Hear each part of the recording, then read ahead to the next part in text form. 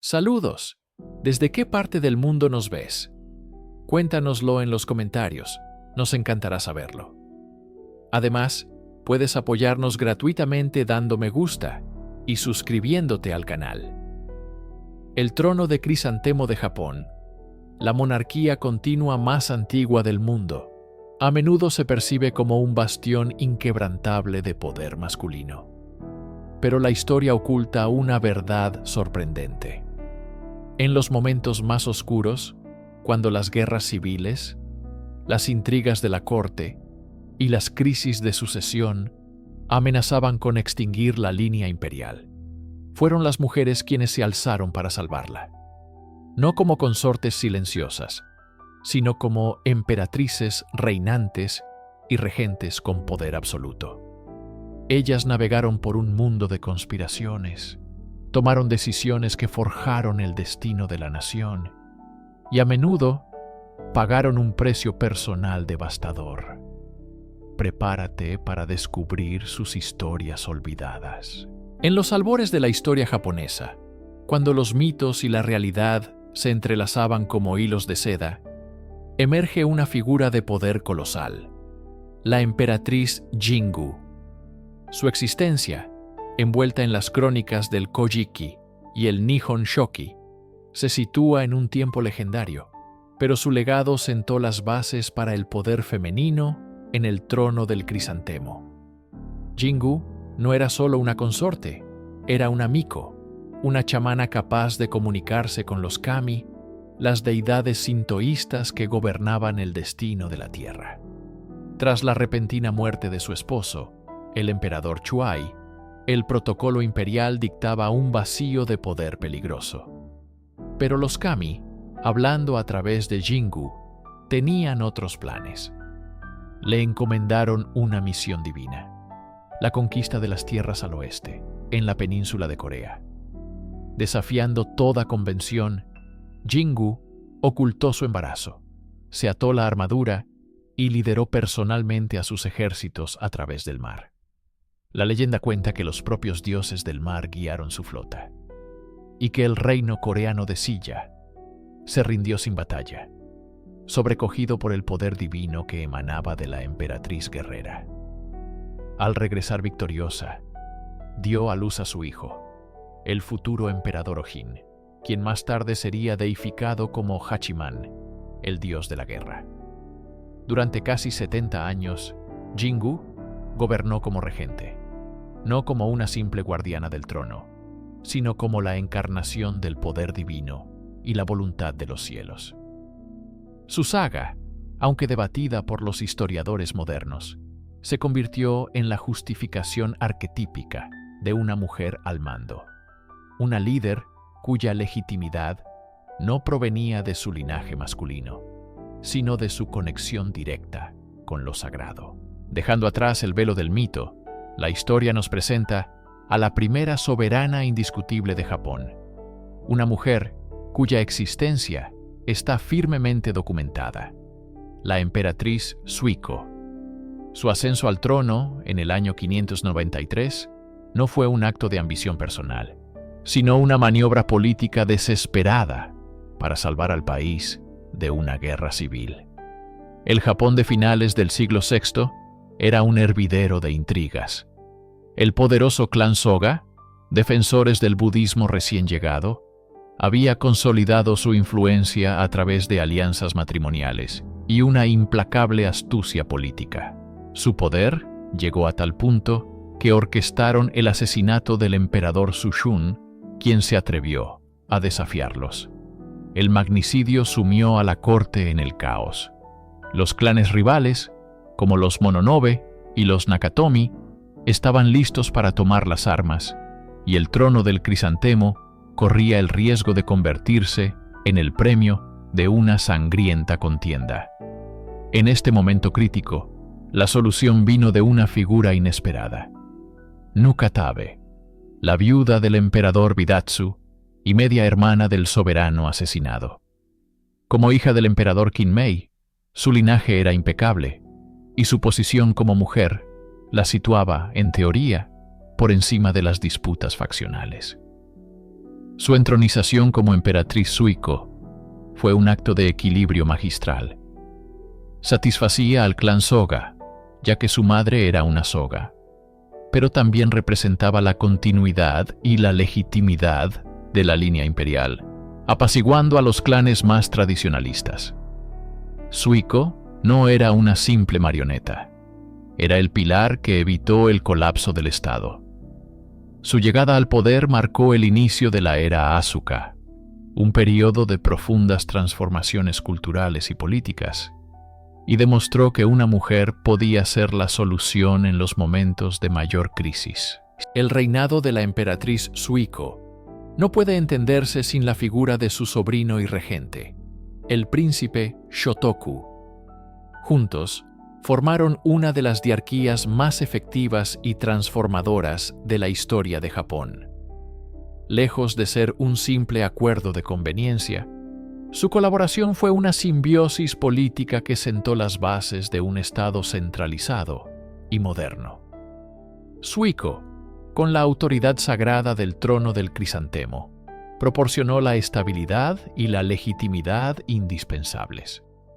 Era la soberana, el sol en torno al cual giraba la corte. Shotoku, por su parte, fue el motor intelectual y administrativo de las reformas. Bajo la sanción y el respaldo de Suiko, implementó cambios revolucionarios. Inspirado por los avanzados sistemas de gobierno de la China de la dinastía Sui, introdujo el sistema de 12 niveles de rango y gorro, una meritocracia que asignaba rangos en la corte basados en el mérito y no solo en el nacimiento, debilitando así el poder hereditario de los clanes. Quizás su logro más célebre fue la Constitución de 17 artículos, promulgada en el año 604.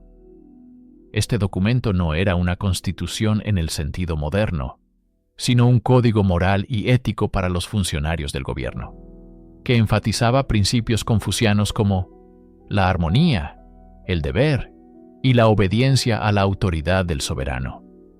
Además, Suiko y Shotoku fueron fervientes promotores del budismo, no solo como fe, sino como una herramienta para unificar la nación y fomentar la cultura. Construyeron templos magníficos, como el de Horyuji, y enviaron misiones diplomáticas a China, abriendo Japón a un torrente de conocimiento, arte y tecnología. Aunque la historia a menudo ha magnificado la figura de Shotoku, es crucial recordar que cada edicto, cada reforma y cada misión se llevaron a cabo bajo la autoridad y el sello imperial de la emperatriz Suiko. Ella fue la estratega silenciosa que permitió que floreciera una edad de oro. Décadas después del ilustrado reinado de Suiko, el trono del crisantemo volvió a recaer en una mujer, pero en circunstancias mucho más sombrías. En el año 642, tras la muerte de su esposo, el emperador Yomei, la princesa Takara ascendió al trono como emperatriz Kogyoku. Una vez más, una emperatriz fue la solución para evitar una guerra de sucesión entre príncipes rivales. Sin embargo, su poder era una mera sombra del que había ostentado Suiko. El verdadero dominio no residía en el palacio imperial, sino en la mansión del clan Soga.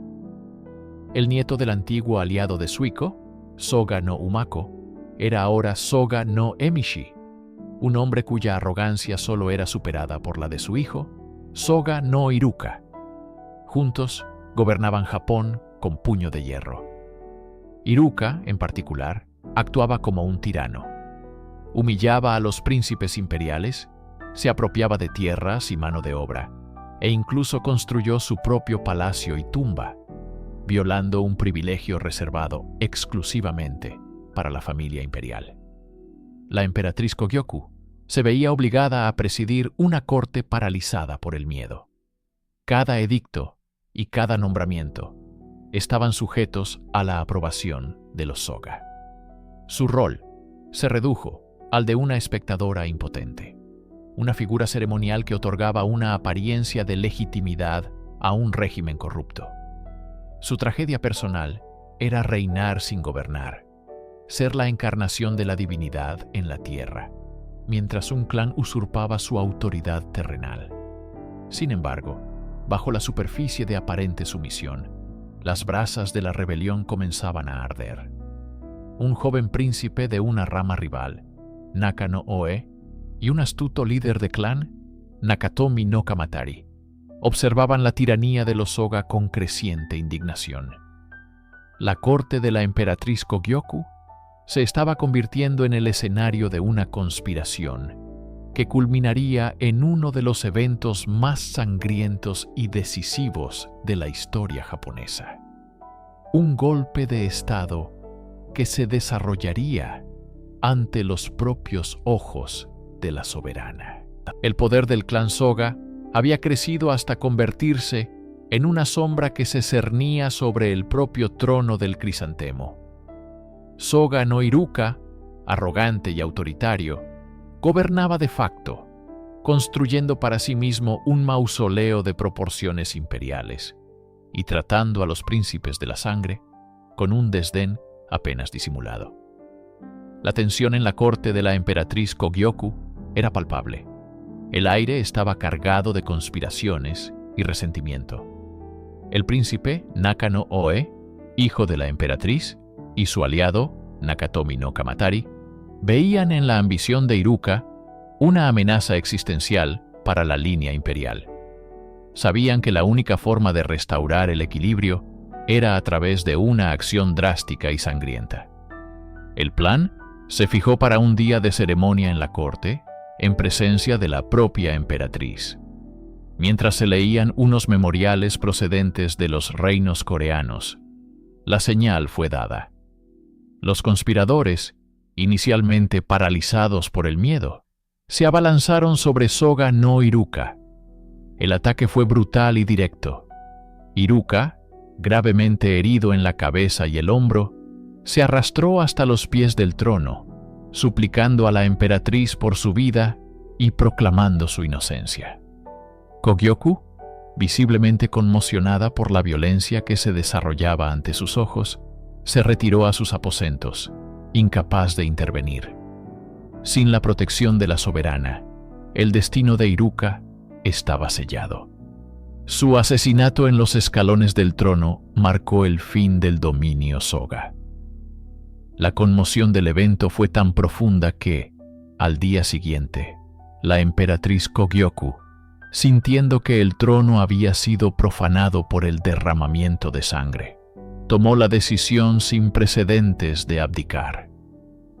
El poder pasaba a su hermano, el emperador Kotoku, pero el incidente Ishii había demostrado la fragilidad del poder imperial y el precio que a veces debía pagarse para preservarlo.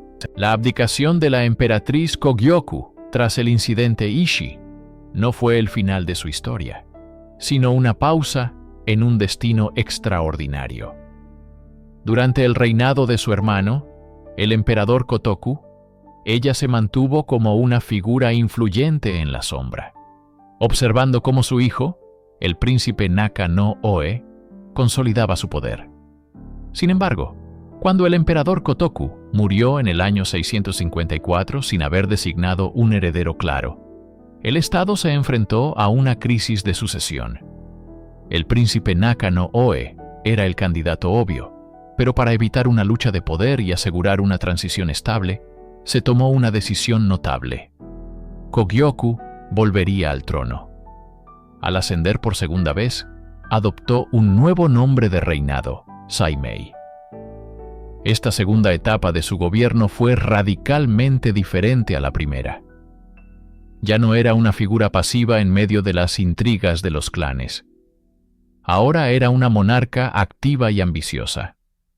La emperatriz Saimei se embarcó en una serie de monumentales proyectos de construcción, erigiendo nuevos palacios y excavando canales a una escala nunca antes vista. Estas obras demostraban el poder restaurado de la corona, pero también imponían una pesada carga sobre el pueblo, generando descontento.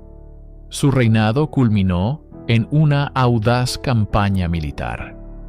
en respuesta a una petición de ayuda del reino aliado de Baekje en Corea, que estaba siendo invadido por las fuerzas de Silla y la dinastía Tang de China, Sai Mei, ya en sus 60 años, trasladó su corte a Kyushu para supervisar personalmente los preparativos de la guerra.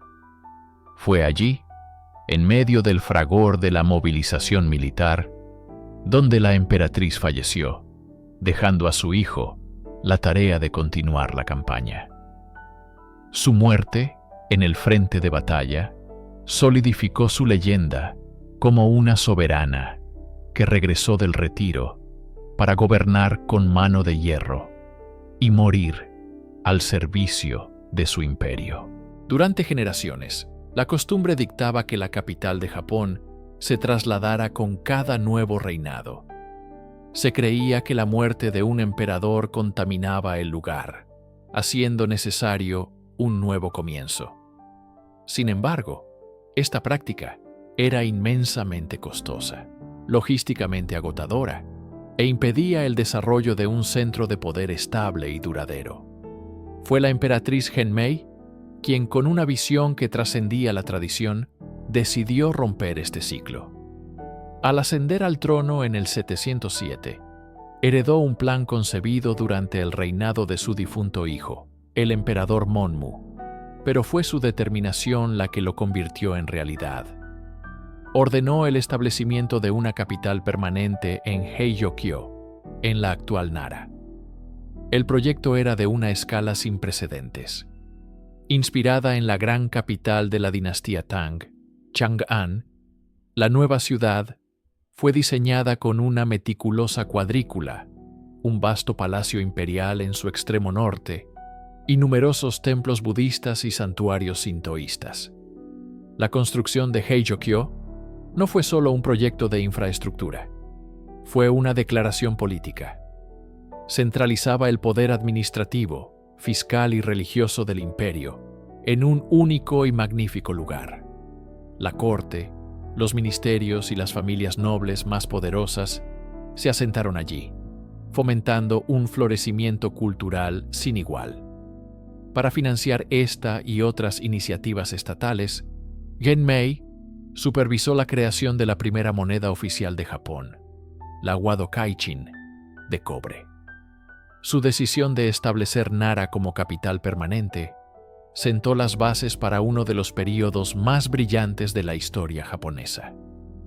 El período Nara se convertiría en una edad de oro del arte, la religión y la literatura, un legado directo de la voluntad de una emperatriz que entendió que para construir un imperio duradero, primero se necesitaba un hogar permanente. La sucesión imperial es una cuestión de delicado equilibrio y en ocasiones requiere soluciones extraordinarias. Cuando la emperatriz Genmei decidió abdicar en el 715, su nieto y heredero designado, el futuro emperador Shomu, era todavía un niño. Para evitar las intrigas de una regencia y asegurar que el trono permaneciera firmemente en su línea de sangre directa, Genmei tomó una decisión sin precedentes. Le pasó el trono a su propia hija, la princesa Hidaka, quien se convirtió en la emperatriz Gensho. Gensho asumió el poder con un entendimiento claro de su papel. Ella no era el final de la línea, sino el puente que garantizaría su continuación. Fue la única mujer en la historia de Japón en heredar el trono del crisantemo de su madre. Permaneció soltera durante toda su vida, un sacrificio personal deliberado para eliminar cualquier posibilidad de que un consorte o sus descendientes pudieran disputar la sucesión de su sobrino. Su reinado de 9 años fue mucho más que un simple interregno. Demostró ser una administradora capaz y una legisladora concienzuda, continuando y consolidando las ambiciosas reformas de su madre. Bajo su patrocinio, se completó una de las obras literarias más importantes de la nación, el Nihon Shoki. Esta crónica histórica, la segunda más antigua de Japón, cimentó la mitología de los orígenes divinos de la línea imperial, legitimando aún más su gobierno. Además, supervisó la implementación del Código Yoro, un conjunto de leyes penales y administrativas que perfeccionaron el sistema de gobierno centralizado establecido en Nara. En el 724, cuando su sobrino alcanzó la mayoría de edad, la emperatriz Gensho cumplió con su deber y abdicó a su favor. Su reinado, nacido de la necesidad dinástica, se convirtió en un testimonio del poder del deber, el sacrificio personal y el liderazgo femenino en la consolidación del Estado japonés. Tras el esplendor del reinado de su padre, el emperador Shomu, la princesa Abe ascendió al trono como la emperatriz Koken. Su reinado inicial estuvo marcado por una profunda y sincera devoción al budismo, una fe que había consolidado su posición como religión de Estado bajo el patrocinio de sus padres. Koken invirtió enormes recursos en la construcción de templos y la copia de sutras, viendo en la fe una herramienta para la unificación y la paz del reino. Sin embargo, su piedad personal también la hizo vulnerable. En medio de las intrigas de la corte y su frágil salud, encontró consuelo en un monje de origen modesto llamado Dokyo. Él llegó a la corte como un sanador, y sus rituales y cuidados parecieron aliviar las dolencias de la emperatriz. Rápidamente, Dokyo se ganó su confianza absoluta. Pasó de ser un simple monje a su consejero más cercano, recibiendo títulos y poderes que alarmaron a la aristocracia, especialmente al poderoso clan Fujiwara. La relación entre la devota soberana y el carismático monje se convirtió en el centro de la vida política de Nara. Para sus partidarios, Dokyo era un pilar espiritual que sostenía a la emperatriz. Para sus detractores era un Rasputín de la era Nara, un oportunista que manipulaba la fe de la soberana para acumular un poder sin precedentes. La emperatriz, que había abdicado brevemente, volvió a ascender al trono con el nombre de Shotoku, y con ella, Dokyo alcanzó la cúspide de su influencia, siendo nombrado gran ministro y sacerdote principal. La devoción de la emperatriz había creado un monstruo político, y la corte contuvo la respiración, esperando ver hasta dónde llegaría la ambición del monje. La tensión en la capital de Nara llegó a su punto de ebullición. La influencia de Dokyo sobre la emperatriz Shotoku ya no era solo un asunto de política cortesana, amenazaba la propia esencia de la línea imperial. En el año 769, Dokyo dio su paso más audaz. Hizo anunciar en la corte un supuesto oráculo del santuario de Usa Hachiman, una de las deidades sintoístas más importantes y protectora de la familia imperial. El oráculo, según Dokyo, declaraba que Japón disfrutaría de una gran paz si él, el monje, era nombrado el próximo emperador. Esta declaración fue un terremoto político. Por primera vez, alguien fuera de la línea de sangre de la diosa Amaterasu reclamaba el trono del crisantemo. Era una afrenta directa a una tradición ininterrumpida de más de 1000 años. La corte se dividió entre el pánico y la incredulidad. La emperatriz Shotoku, atrapada entre su fe en Dokyo y su deber dinástico, pareció considerar la propuesta. La aristocracia, liderada por los Fujiwara, vio en esto el principio del fin. Para resolver la crisis, se envió a un noble de confianza, Wake no Kiyomaro, de regreso al santuario de Usa para verificar la voluntad de la deidad. La presión sobre Kiyomaro era inmensa. Dokyo le prometió poder si confirmaba el oráculo y le amenazó con la muerte si lo contradecía. Kiyomaro regresó a la capital con una respuesta inequívoca del dios Hachiman. Desde el establecimiento de nuestro estado, la distinción entre soberano y súbdito ha sido fija. Nunca ha habido un súbdito que se haya convertido en soberano. El trono del sol celestial debe ser sucedido por la línea imperial. El desafío de Dokyo había sido frustrado. El monje, enfurecido, exilió a Kiyomaru, pero su poder se desmoronó. La crisis había expuesto una vulnerabilidad en el sistema que los poderosos no olvidarían. La muerte de la emperatriz Shotoku en el año 770 marcó el fin del escándalo, pero sus repercusiones transformarían para siempre el futuro del trono del crisantemo. Con la emperatriz desaparecida, Dokyo perdió a su única protectora. Fue despojado de todos sus títulos y exiliado a una provincia remota, donde murió en el anonimato. La crisis había terminado, pero la élite política japonesa quedó profundamente conmocionada. El clan Fujiwara y otros nobles vieron el reinado de Shotoku y la ambición de Dokyo no como un incidente aislado, sino como una prueba de los peligros inherentes a tener una mujer en el poder. Argumentaron, con gran éxito, que una soberana podía ser influenciada indebidamente por consejeros carismáticos o amantes, poniendo en riesgo la sagrada línea de sucesión. Aunque Japón había tenido 8 emperatrices reinantes a lo largo de 200 años, muchas de ellas gobernantes sabias y eficaces, el escándalo Dokyo se convirtió en el pretexto perfecto para cerrar esa puerta. No se promulgó una ley explícita de la noche a la mañana, sino que se produjo un cambio fundamental en el consenso político y en la interpretación del protocolo imperial. Los consejeros de la corte comenzaron a promover activamente a los príncipes varones y a marginar a las princesas de la línea de sucesión directa. Se argumentó que el papel de una mujer imperial era asegurar la continuidad de la dinastía a través del matrimonio y la maternidad, no a través del gobierno directo. Así, la era de las emperatrices reinantes de la historia antigua de Japón llegó a un abrupto final. Durante los siguientes 1000 años, ninguna mujer volvería a sentarse en el trono del crisantemo como soberana por derecho propio. Una consecuencia directa del monje que intentó convertirse en emperador.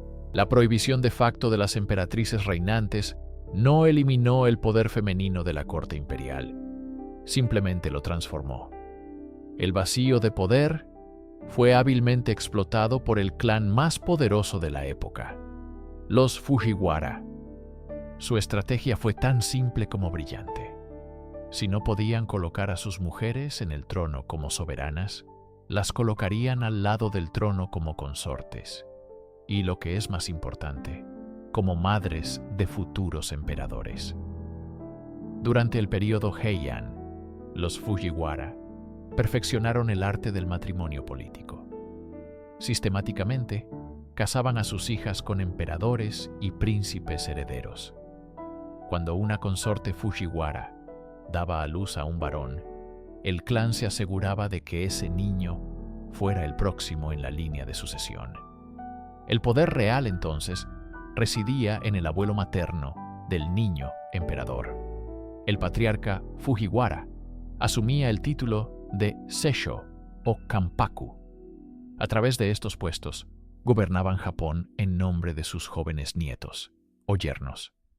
Las mujeres Fujiwara, aunque nunca reinaron, se convirtieron en conductos indispensables de poder. Como emperatrices consortes y emperatrices viudas, ejercían una influencia inmensa dentro del palacio interior. Criaban a los futuros emperadores, moldeando sus valores y asegurando la lealtad a su familia materna. Crearon salones literarios y culturales de gran prestigio, convirtiéndose en mecenas de las artes. Aunque el poder oficial estaba en manos de los hombres Fujiwara, este se basaba por completo en la capacidad de sus mujeres para asegurar su lugar en el lecho imperial y dar a luz al heredero correcto.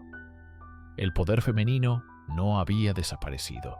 Se había privatizado y canalizado para servir a la ambición de un solo clan. Con el ascenso del shogunato Tokugawa a principios del siglo XVII, el poder real en Japón se consolidó en Edo, la nueva capital militar, dejando al emperador y su corte en Kioto en una posición de autoridad puramente simbólica y ceremonial. Para las emperatrices, este cambio transformó su existencia en una jaula dorada de ritual y protocolo. Su poder ya no residía en la política o la influencia terrenal, sino en su papel como las más altas sacerdotisas del sintoísmo y guardianas de una línea de sangre divina que otorgaba legitimidad al propio shogun. La vida de una emperatriz consorte se desarrollaba casi por completo dentro de los muros del palacio interior, o dairi. Era un mundo aislado, regido por un calendario inmutable de ceremonias religiosas, festivales estacionales y ritos ancestrales. Su deber era encarnar la gracia, la cultura y la piedad, sirviendo como el corazón espiritual de una nación gobernada por guerreros. El shogunato, astutamente, utilizó el matrimonio como una herramienta para cimentar su control. El ejemplo más claro fue el de Tokugawa Masako, hija del segundo shogun, quien se casó con el emperador Go-Mizunoo. Su presencia en la corte era un recordatorio constante de dónde residía el verdadero poder. A través de ella, el shogun no solo se emparentaba con la divinidad, sino que también podía ejercer una vigilancia directa sobre los asuntos del palacio. Las emperatrices de este período, aunque veneradas y rodeadas de un lujo exquisito, eran esencialmente prisioneras de su propio estatus. Su influencia se limitaba a las artes, la poesía y la religión, mientras las decisiones que moldeaban el destino de Japón se tomaban a cientos de kilómetros de distancia, en el castillo del shogun. En 1629, en un acto de desafío sin precedentes contra el shogunato, el emperador Go-Mizunoo abdicó abruptamente. Su protesta, provocada por la humillación de que el shogun impusiera a su propia nodriza en la corte sin permiso imperial, dejó un vacío en el trono del crisantemo. La solución fue tan audaz como política. Su hija de 7 años, Okiko, ascendería como la emperatriz Meisho. Se convertía así en la primera mujer en gobernar Japón en casi 900 años. Sin embargo, su ascenso no fue una victoria para el poder femenino, sino una jugada maestra en el tablero de ajedrez político. La madre de Meisho era Tokugawa Masako, lo que convertía a la nueva emperatriz en nieta del shogun. Su entronización no solo resolvía la crisis de la abdicación, sino que ataba aún más firmemente a la familia imperial al clan Tokugawa. Para la joven Meisho, la vida se convirtió en una performance continua. Su existencia era un guión escrito por su padre retirado y los funcionarios del shogun.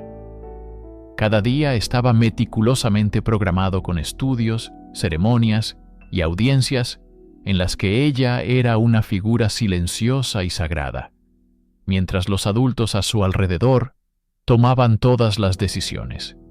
Su reinado fue, en esencia, un largo periodo de regencia. Era una soberana de nombre, una deidad viviente en los confines del palacio, pero una niña sin poder en un mundo dominado por samuráis y estrategias políticas. La tragedia de su posición era profunda. Ostentaba el título más alto de la nación, pero carecía de la más mínima agencia sobre su propio destino. Su papel era simplemente mantener caliente el trono para su medio hermano menor, una pieza de transición en un juego de poder mucho más grande que ella. El reinado de la emperatriz Meisho nunca estuvo destinado a ser permanente. Desde el momento de su ascensión, su papel fue entendido por todos en la corte y en el shogunato como el de una cuidadora del trono, una regente imperial que lo salvaguardaría hasta que su medio hermano menor, el príncipe Tsuguhito, alcanzara la edad adecuada. Su abdicación en 1643, a la edad de 21 años, no fue el resultado de una crisis o un fracaso, sino el cumplimiento de un plan establecido una década antes.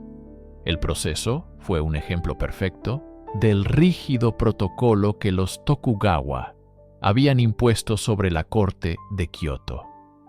Aunque las ceremonias seguían antiguas tradiciones sintoístas, cada paso era supervisado y aprobado por los representantes del shogun.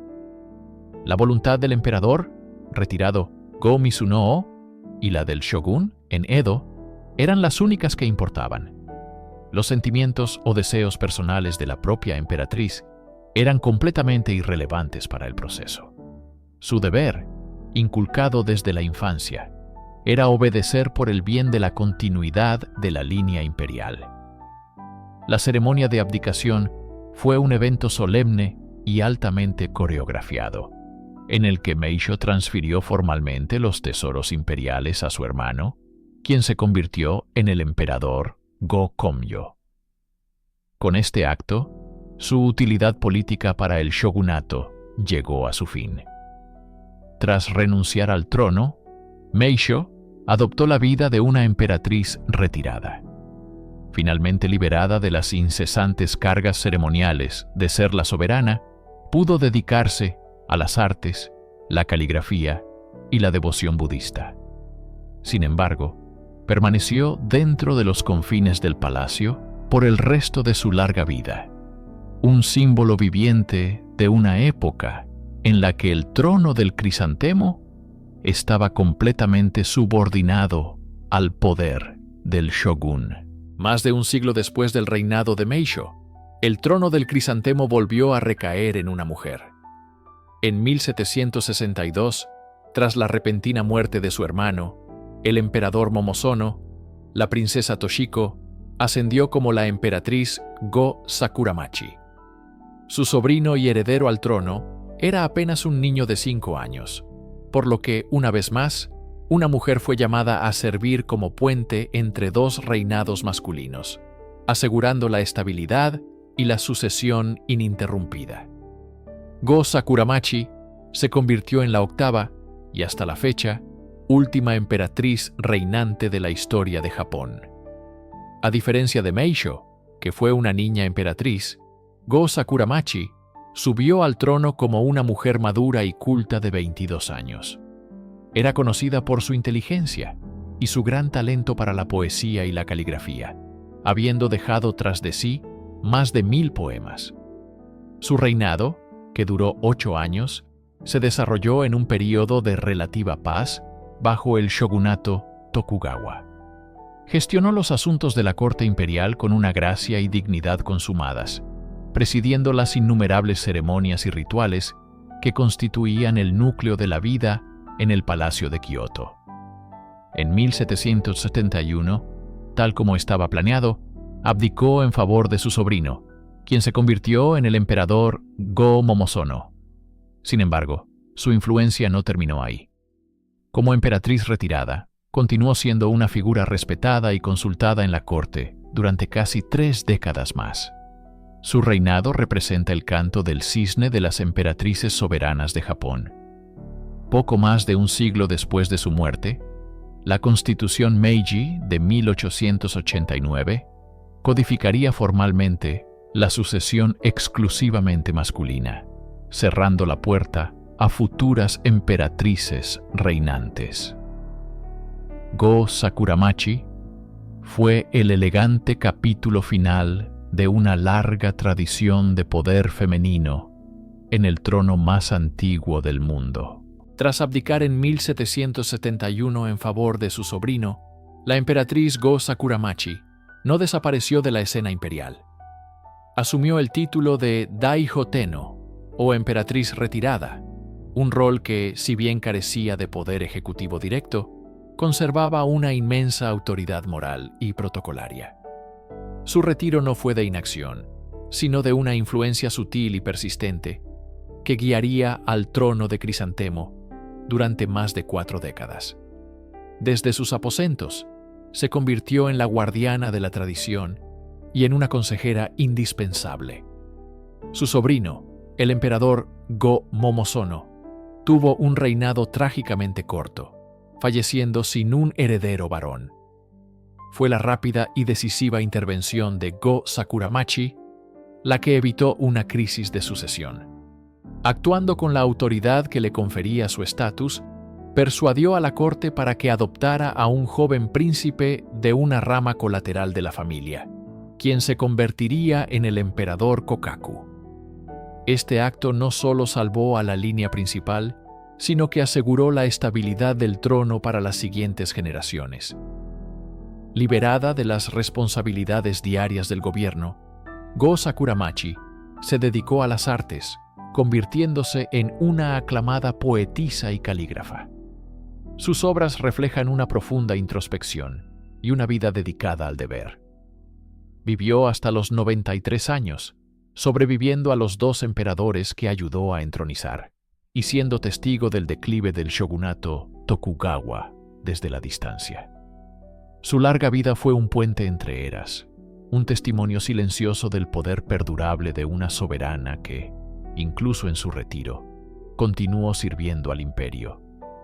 Fue la última mujer en ocupar el trono, y su fallecimiento en 1813 marcó el cierre de un capítulo milenario en la historia de Japón. Medio siglo después de la muerte de la última emperatriz reinante, Japón se vio inmerso en una de las transformaciones más rápidas y radicales de la historia mundial: la restauración Meiji. En 1868, el poder fue arrebatado al shogunato Tokugawa y restaurado teóricamente en la figura del joven emperador Meiji. Este cataclismo político no solo modernizó la industria y el ejército, sino que redefinió por completo la naturaleza de la monarquía y el lugar de la mujer dentro de ella. El nuevo gobierno, ansioso por presentar a Japón como una nación moderna a la par de las potencias occidentales, miró hacia Europa en busca de modelos constitucionales, especialmente hacia la Prusia de Bismarck. En este nuevo orden, el emperador se convirtió en un comandante en jefe, una figura masculina y militarizada, muy alejada de los soberanos poéticos y a menudo recluidos del pasado. Consecuentemente, el rol de la emperatriz también fue transformado. Ya no se contemplaba la posibilidad de una soberana por derecho propio. La nueva figura ideal era la emperatriz consorte, un símbolo de la nación, dedicada a la caridad, la Cruz Roja y la promoción de la educación femenina, pero completamente apartada de la política. La emperatriz Shoken, esposa del emperador Meiji, encarnó a la perfección este nuevo modelo. Era una figura pública visible y elegante, pero su poder era simbólico, no ejecutivo. La restauración, que devolvió el poder al emperador, paradójicamente, inició el proceso de eliminar legal y permanentemente la posibilidad de que una mujer volviera a sentarse en el trono de Crisantemo, cerrando una puerta que la tradición había mantenido abierta durante siglos. Si la restauración Meiji fue el cambio ideológico, la promulgación de la Constitución Meiji y la Ley de la Casa Imperial en 1889 fue el golpe legal que selló el destino del trono. Estos documentos, redactados bajo una fuerte influencia del modelo constitucional prusiano, codificaron un nuevo conjunto de reglas para la monarquía más antigua del mundo, rompiendo deliberadamente con algunas de sus tradiciones más antiguas. El artículo 2 de la Ley de la Casa Imperial fue inequívoco y demoledor. El trono imperial será sucedido por descendientes varones imperiales de la línea masculina imperial. Con esta simple frase, más de 1000 años de historia y el precedente de 8 emperatrices reinantes fueron borrados del futuro legal de la sucesión. La ley estableció la primogenitura agnática estricta, un sistema que priorizaba la línea masculina por encima de todo. Esto no fue un accidente ni una simple formalidad. Fue una decisión consciente para alinear la monarquía japonesa con las casas reales europeas contemporáneas, donde los reyes guerreros eran la norma. Se argumentó que un liderazgo fuerte y exclusivamente masculino era esencial para la estabilidad y la fortaleza de la nueva nación-estado japonesa. La flexibilidad que había permitido a mujeres como Suiko, Jito o Go Sakuramachi asumir el poder en tiempos de crisis, actuando como puentes y estabilizadoras, fue sacrificada en el altar de la modernización de estilo occidental. La ley de 1889 no solo prohibió a las mujeres ascender al trono, sino que también estipuló que una princesa que se casara con un plebeyo perdería su estatus imperial, y sus hijos no formarían parte de la línea de sucesión. El trono de Crisantemo, que una vez fue accesible para las hijas de los cielos, estaba ahora formal y permanentemente cerrado. Más de un siglo después de que la ley de 1889 cerrara el trono a las mujeres, sus consecuencias resuenan con una urgencia sin precedentes. La monarquía de Japón se enfrenta a una grave crisis de sucesión, un dilema demográfico que amenaza la continuidad de la dinastía. El actual emperador, Naruhito, tiene una única hija, la princesa Aiko. A pesar de su linaje directo, su popularidad y su preparación, según la ley actual, le está vedado el trono. La línea de sucesión, peligrosamente corta, salta de su padre a su tío, el príncipe heredero Fumihito, y luego a su primo, el príncipe Hisahito, el único varón de su generación. Esta fragilidad ha reavivado un intenso debate nacional. Las encuestas de opinión pública muestran consistentemente que una abrumadora mayoría de la población japonesa, a menudo superando el 80%, está a favor de reformar la ley para permitir que una mujer ascienda al trono de Crisantemo. Ven en la princesa Aiko una sucesora capaz y una solución lógica a la crisis.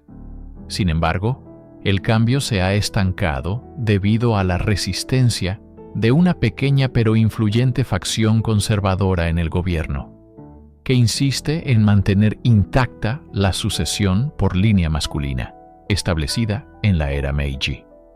Este estancamiento crea una paradoja fascinante. La tradición histórica de Japón, con sus 8 emperatrices soberanas, está en conflicto directo con la tradición más reciente de la ley de 1889.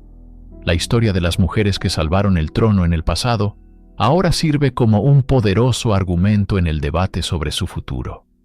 El destino de la princesa Aiko y el de la propia monarquía penden de un hilo, atrapados entre un pasado que ofrecía soluciones y un presente legal que las prohíbe.